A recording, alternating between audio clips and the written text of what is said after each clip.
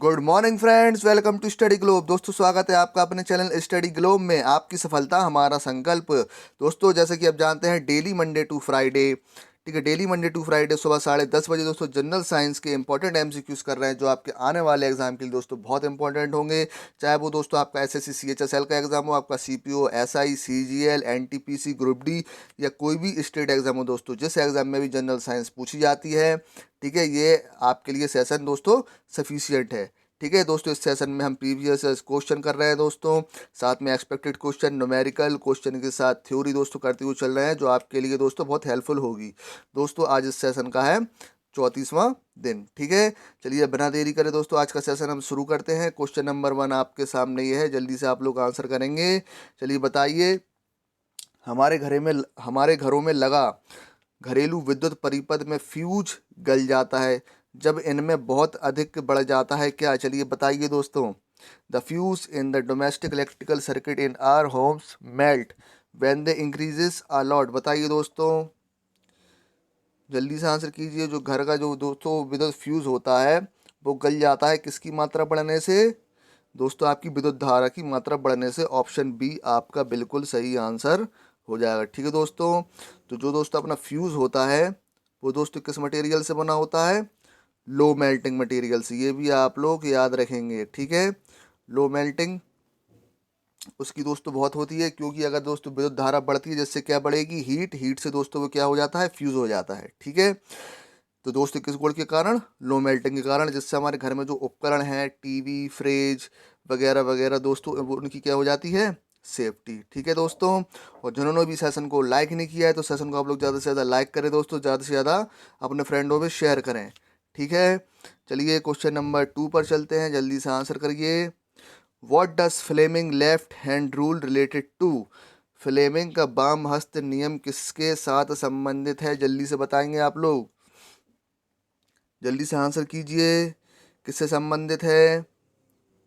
जैसे कि आप देख पा रहे हैं दोस्तों, जो फ्लेमिंग लेफ्ट हैंड रूल है दोस्तों, ये आपका क्या होता है दोस्तों? थंब होता है। ठीक है, अंगूठा होता है दोस्तों। ये क्या होती है? आपकी तर्जनी उंगली होती है, अपर फिंगर होती है दोस्तों। ये आपकी क्या होती है? मिडल फिंगर होती है। ठीक है दोस्तों, बीच की उंगली होती है। थंब दोस्तों क्या बताता है? आपका डायरेक्शन ऑफ फोर्स, बल की दिशा बताता है। ठीक है, तर्जनी उंगली आपकी क्या बताती है? Magnetic field. ठीक है, ये भी आप लोग याद रखिएगा। ठीक है, और आपकी जो मिडिल फिंगर है वो क्या बताती है? Direction of current. तो बताइए दोस्तों, फ्लेमिंग का जो आपका लेफ्ट हैंड रूल है किससे संबंधित है? जल्दी से बताइए। आपका धारा पर चुंबकीय क्षेत्र से, the magnetic field on the current. ठीक है, ऑप्शन डी आपका बिल्कुल सही आंसर हो जाएगा। फ्लेमिंग का जो लेफ्ट हैंड रूल है दोस्तों, the magnetic field on the current पर डिपेंड है। ठीक है, याद रखिएगा। चलिए नेक्स्ट क्वेश्चन पर चलते हैं, क्वेश्चन नंबर 3 पर। चलिए आंसर कीजिए। What do moving electric charge generate? गतिशील विद्युत आवेश क्या उत्पन्न करते हैं? चलिए बताइए दोस्तों, क्या होगा इसका आंसर? जल्दी से आंसर कीजिए। दोस्तों आप सभी जानते हैं दोस्तों, जो आवेश होता है, चार्ज होता है दोस्तों, किस वजह से गतिशील होते हैं? फ्री इलेक्ट्रॉन की वजह से। ठीक है, मुक्त इलेक्ट्रॉन की वजह से दोस्तों आवेश में क्या होते हैं दोस्तों? गति उत्पन्न होती है, जिससे क्या जनरेट होता है? Electric current. ठीक है, और साथ ही साथ क्या जनरेट होता है दोस्तों? Magnetic field. ठीक है, तो ऑप्शन के अकॉर्डिंग आंसर आपका क्या हो जाएगा? चुंबकीय क्षेत्र। ऑप्शन ए आपका बिल्कुल सही आंसर होगा। ठीक है, गतिशील विद्युत आवेश क्या उत्पन्न करते हैं दोस्तों? चुंबकीय क्षेत्र उत्पन्न करते हैं। ठीक है, चलिए नेक्स्ट क्वेश्चन पर चलते हैं, क्वेश्चन नंबर 4 पर। चलिए आंसर कीजिए। Which of the following enzyme convert emulsified fat in small intestine into a glycerol and fatty acid? चलिए आंसर कीजिए। निम्नलिखित में से कौन सा एंजाइम छोटी आंत में पाइसीकृत वसा को ग्लिसरॉल एवं वसीय अम्ल में परिवर्तित करता है? चलिए बताइए, आंसर कीजिए जल्दी से। बताइए दोस्तों, कौन सा एंजाइम आपके फैट को ग्लिसरॉल में कन्वर्ट करता है दोस्तों? लाइपेज। ठीक है, ऑप्शन डी आपका बिल्कुल सही आंसर हो जाएगा। लाइपेज एंजाइम दोस्तों फैट को ग्लिसरॉल में कन्वर्ट करता है। ठीक है, याद रखिएगा दोस्तों, इंपॉर्टेंट है क्वेश्चन। ठीक है, इंपॉर्टेंट है, एग्जाम में बहुत आता है। चलिए क्वेश्चन नंबर 5 का आंसर कीजिए। निम्न में से कौन सा कीट काला जार नामक बीमारी फैलाता है? चलिए बताइए, which of the following pets spread a disease called kalazar. ठीक है दोस्तों, मोस्ट इंपॉर्टेंट क्वेश्चन है, बहुत बार एग्जाम में रिपीट हो चुका है। बताइए दोस्तों, तो कालाजार नामक बीमारी आपकी फैलती है सैंड फ्लाई से। ठीक है, ऑप्शन सी आपका बिल्कुल सही आंसर हो जाएगा। ध्यान रखिएगा, कालाजार बीमारी फैलती है आपकी सैंड फ्लाई से। ठीक है, चलिए नेक्स्ट क्वेश्चन पर चलते हैं, जैसा कि आप देख सकते हैं। ठीक है, चलिए नेक्स्ट क्वेश्चन पर चलते हैं, क्वेश्चन नंबर 6 पर। चलिए आंसर कीजिए। Which of the following light has the shortest wave length. चलिए बताइए, निम्नलिखित में से किस प्रकाश की तरंग दैर्घ्य सबसे कम है। बताइए दोस्तों, तरंग दैर्घ्य सबसे कम किस कलर की होगी। आंसर कीजिए जल्दी से। चलिए देखते हैं, जैसा कि आप देख पा रहे हैं दोस्तों, सबसे कम तरंग दैर्घ्य दोस्तों किसकी है, बैगनी की। और सबसे ज़्यादा तरंग दैर्घ्य वेवलेंथ दोस्तों किसकी होती है, ठीक है, किसकी होती है, रेड कलर की होती है दोस्तों। जिसकी कम वेवलेंथ होगी दोस्तों, उसकी फ्रिक्वेंसी कैसी होगी, हाई होगी, ये भी आप लोग याद रखिएगा। ठीक है, और जिसकी लॉन्ग वेवलेंथ होगी दोस्तों, उसकी फ्रिक्वेंसी कैसी होगी, कम होगी। तो आपसे पूछा क्या गया है, तरंग दैर्घ्य सबसे कम होती है किसकी, बैगनी कलर की। ऑप्शन बी आपका बिल्कुल सही आंसर हो जाएगा। ठीक है दोस्तों, याद रखिएगा। चलिए नेक्स्ट क्वेश्चन पर चलते हैं, क्वेश्चन नंबर 7 पर। चलिए आंसर कीजिए, निम्न में से कौन सा भाग परिवर्तित होकर हाथी का दांत बनता है। चलिए बताइए, which part become modified as the task of elephant. चलिए बताइए दोस्तों, क्या होगा इसका आंसर। निम्न में से कौन सा भाग परिवर्तित होकर हाथी का दांत बनता है दोस्तों, कौन सा, सेकंड इंसीजर। ठीक है, ऑप्शन सी आपका बिल्कुल सही आंसर हो जाएगा। जो सेकंड इंसीजर होता है दोस्तों आपका टीथ, वो क्या बनता है, बाद में हाथी का दांत बन जाता है। ठीक है, याद रखिएगा। चलिए क्वेश्चन नंबर 8 आंसर कीजिए दोस्तों। निम्न में से कौन विषाणु जनित रोग है। चलिए बताइए, which of the following is a viral disease. Answer कीजिए, निम्न में से कौन विषाणु जनित रोग है दोस्तों, कौन सा है, एड्स। ऑप्शन बी आपका बिल्कुल सही आंसर हो जाएगा दोस्तों। जो एक्वायर इम्यूनो डिफिशियंसी सिंड्रोम होता है दोस्तों, आपका कौन सा होता है, वायरस की वजह से होता है। ठीक है, और ध्यान रखिएगा 1 दिसंबर को दोस्तों क्या बनाया जाता है, एड्स डे भी बनाया जाता है। तो ये भी आप लोग याद रखेंगे। ठीक है, चलिए क्वेश्चन नंबर 9 पर चलते हैं दोस्तों। चलिए आंसर कीजिए, सोनोग्राफी में किस तरंगों का उपयोग किया जाता है। बताइए, in sonography dash wave are used. ठीक है दोस्तों, बताइए दोस्तों, क्या होगा इसका आंसर। जब किसी दोस्तों व्यक्ति के पथरी वगैरह हो जाती है तो दोस्तों उसकी क्या होती है, सोनोग्राफी होती है ना। ठीक है, तो सोनोग्राफी में दोस्तों कौन सी वेव्स निकलती हैं, जल्दी से बताएंगे आप लोग, कौन सी वेव निकलती हैं, अल्ट्रासोनिक वेव्स। ठीक है, ऑप्शन बी इसका बिल्कुल सही आंसर हो जाएगा दोस्तों। और जो आपकी अल्ट्रासोनिक वेव्स होती हैं, उसकी फ्रिक्वेंसी दोस्तों कितनी होती है, 20 किलो हर्ट्ज से ऊपर। ठीक है, ये भी आप लोग याद रखेंगे। ठीक है, उम्मीद है दोस्तों आप लोगों को सेशन पसंद आ रहा होगा। चलिए आंसर कीजिए, पारा प्रदूषण से डैश रोग होता है। चलिए बताइए, mercury pollution causes dash disease. पारा प्रदूषण से कौन सा रोग होता है, जल्दी से आंसर कीजिए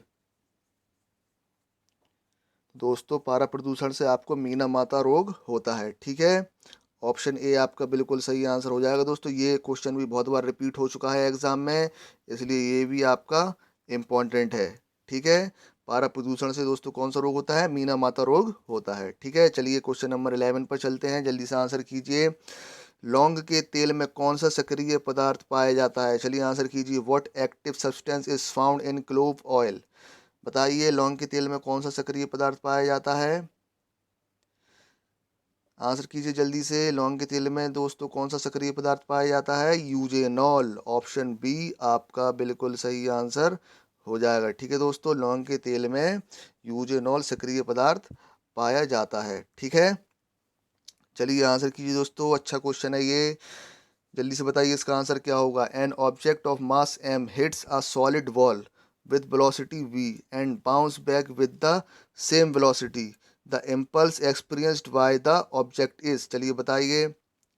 ठीक है, आंसर क्या होगा इसका। द्रव्यमान m की एक वस्तु b वेग के साथ एक ठोस दीवार को हिट करती है और उसी वेग के साथ वापस उछलती है, वस्तु द्वारा अनुभव किया जाएगा। बताइए क्या, आंसर कीजिए दोस्तों।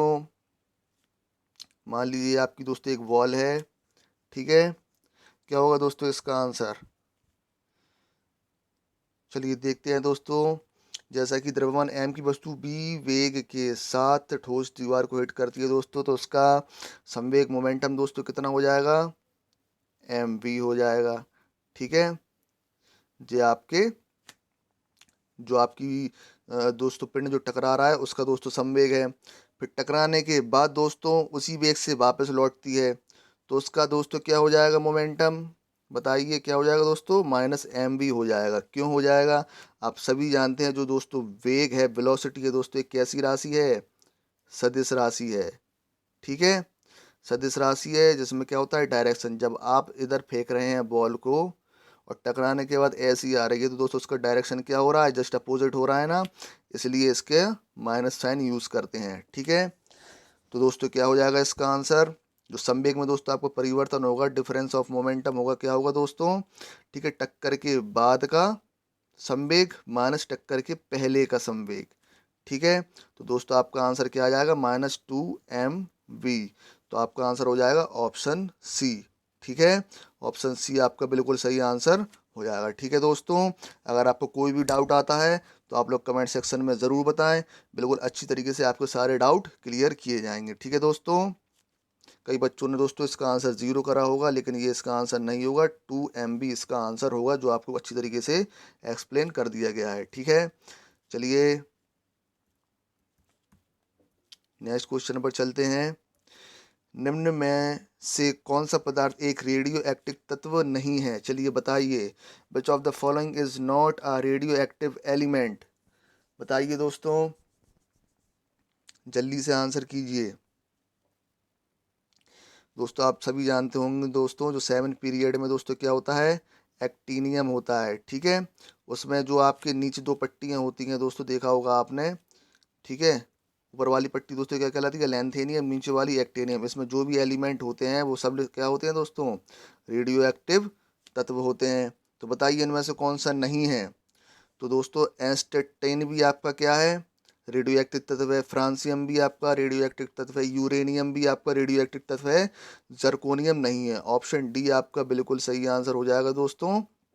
जो जर्कोनियम है आपका आपका ग्रुप, ठीक है, जो ग्रुप 4 का एलिमेंट है। ठीक है, आपने सुना होगा टाइटेनियम, जर्कोनियम, हाफनियम, रदरफोर्डियम।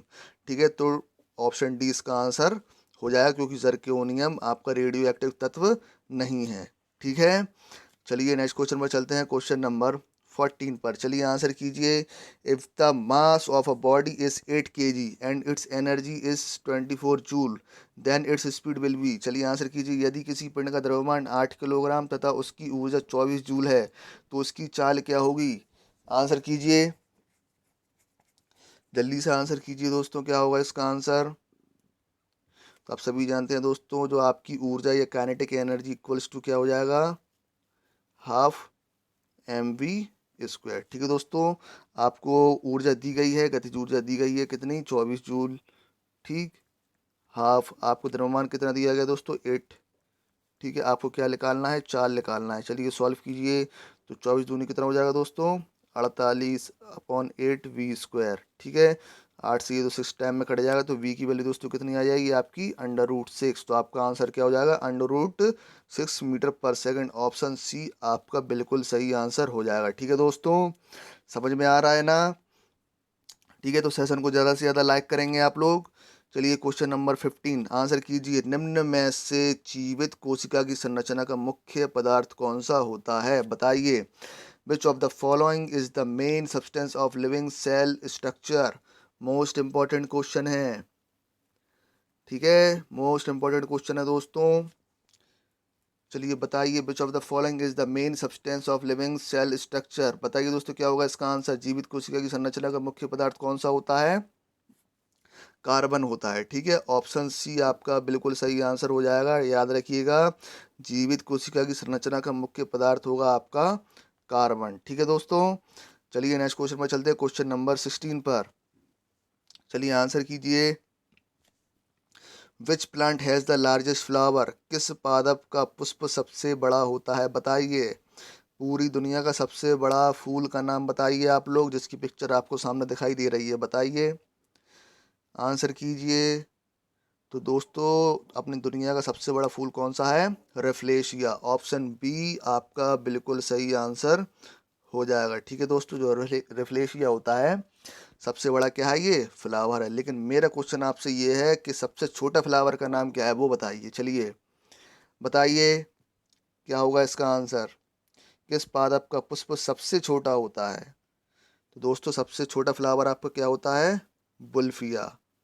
ठीक है, याद रखेंगे, बुल्फिया आपका सबसे छोटा फ्लावर का नाम है। ठीक है, सबसे बड़ा आपका रफलेशिया होगा, सबसे छोटा हो गया आपका बुल्फिया। ठीक है, चलिए नेक्स्ट क्वेश्चन पर चलते हैं, क्वेश्चन नंबर 17 पर। चलिए आंसर कीजिए। गैलेना निम्नलिखित में से धातुओं का अयस्क है, बताइए। Galena is the ore of which of the following metals? Answer कीजिए जल्दी से, क्या होगा इसका आंसर? चलिए देखते हैं दोस्तों। जैसे कि आप सभी जानते हैं, जो टिन होता है दोस्तों, इसका और क्या है? जल्दी से बताएंगे आप लोग, क्या है इसका और? के से टेराइट। ठीक है, तो ये इसका आंसर नहीं होगा। और आपको ये भी पता चल गया कि टिन का और कौन सा होता है? केसिट्राइट होता है। चलिए पारे का बताइए, पारे का और क्या होता है? क्या होता है? सीने बार होता है। ये भी इसका आंसर नहीं होगा। पारे का और क्या होता है? सीने बार। ठीक है, लोहे का और बताइए क्या होता है दोस्तों? लोहे का क्या होता है? हेमेटाइट। ठीक है, ये भी इसका आंसर नहीं होगा। तो आपका आंसर क्या हो गया? डी। जो गैलेना है दोस्तों, किसका अयस्क होता है? शीशे का।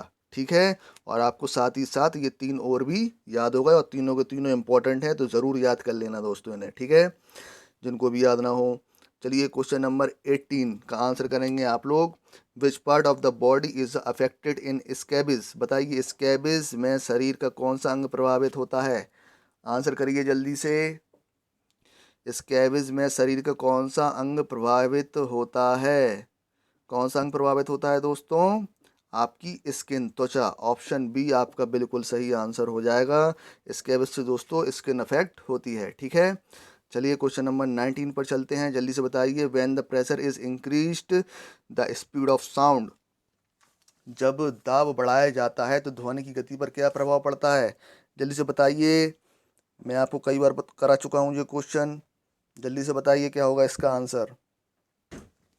तो दोस्तों दाब बढ़ाने से ध्वनि की गति पर कोई परिवर्तन नहीं होगा, नो चेंज। ऑप्शन डी आपका बिल्कुल सही आंसर होगा। ठीक है, आपको जो ध्वनि की गति में परिवर्तन होगा दोस्तों, किसके वजह से होगा? टेम्परेचर से होगा। ठीक है, आपका ह्यूमिडिटी, जो आपकी ह्यूमिडिटी होगी, ठीक है, उससे भी टेम्परेचर बढ़ेगा घटेगा। टेम्परेचर से भी, यानी ताप का और ह्यूमिडिटी का ध्वनि की गति पर असर पड़ता है, दाब का कोई असर नहीं पड़ता। तो आपका आंसर हो जाएगा कोई परिवर्तन नहीं होगा। ठीक है, चलिए क्वेश्चन नंबर 20 जल्दी से आंसर कीजिए। The stone made in human kidney mainly consist of? Manav kidney में बने पत्थर में मुख्यतः क्या होता है? चलिए बताइए दोस्तों। अभी मैंने आपको पहले बताया भी था ना, जो सोनोग्राफी का क्वेश्चन करा था अपन ने। ठीक है, तो जिस भी ह्यूमन के दोस्तों किडनी में दोस्तों क्या हो जाती है? आपकी स्टोन हो जाता है। तो उसकी जांच दोस्तों, उसकी चेकिंग किससे होती है? सोनोग्राफी से ही होती है। तो दोस्तों जो स्टोन बना होता है ह्यूमन किडनी में, वो किससे बना होता है? आपका कैल्शियम ऑक्जेलेट से। ठीक है, ऑप्शन ए आपका बिल्कुल सही आंसर हो जाएगा दोस्तों। ठीक है, बहुत पेन होता है इसमें। मानव किडनी में बने पत्थर मुख्यतः बने होते हैं कैल्शियम ऑक्जेलेट के। ठीक है दोस्तों, अगर आपको सेशन अच्छा लगा है तो आप लोग सेशन को ज़्यादा से ज़्यादा लाइक करें। ठीक है, ज़्यादा से ज़्यादा शेयर करें। और अगर आपको कोई भी डाउट आता है तो आप लोग कमेंट सेक्शन में ज़रूर बताएंगे। और ये भी बताइए कि आपने 20 में से कितने क्वेश्चन अटेम्प्ट किए हैं। ठीक है दोस्तों, और जो भी चैनल पर नए आए हुए हैं तो दोस्तों चैनल को आप लोग आज ही सब्सक्राइब जरूर करें और बेल आइकन जरूर प्रेस करें, जिससे आपको आने वाले नोटिफिकेशन मिल सकें। ठीक है दोस्तों, और इस वीडियो की पीडीएफ के लिए आप मेरा टेलीग्राम चैनल ज्वाइन करें, जिसका लिंक आपको नीचे डिस्क्रिप्शन बॉक्स में मिल जाएगा दोस्तों। ठीक है, टेलीग्राम चैनल का नाम है स्टडी ग्लोब। ठीक है, चलिए कल मिलते हैं सेम टाइम सेम प्लेस पर। Thank you, bye bye.